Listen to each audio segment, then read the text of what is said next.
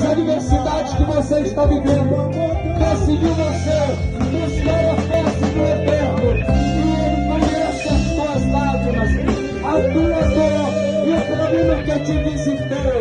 Ele não te desampara e não te deixa. Entra Ele com providência. Agora,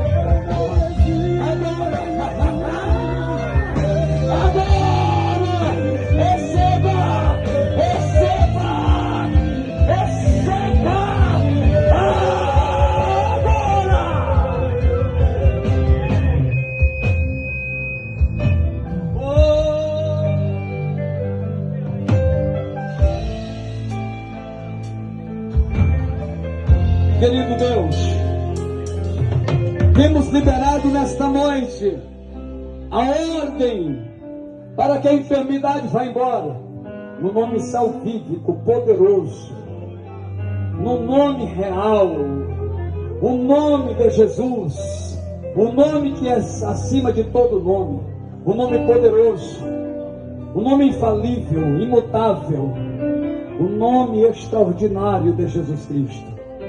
Esta enfermidade está sendo tocada agora. Este mal vai sair do corpo físico dos teus filhos, na autoridade deste nome. Toda enfermidade, eu não sei o teu nome, só sei que você é enfermidade, porque existem enfermidades que nem a medicina conseguiu catalogar, não consegue diagnosticar. Oh Deus, a filha de Jairo morreu e o Senhor Jesus o ressuscitou, mas o texto não diz qual era o nome da enfermidade.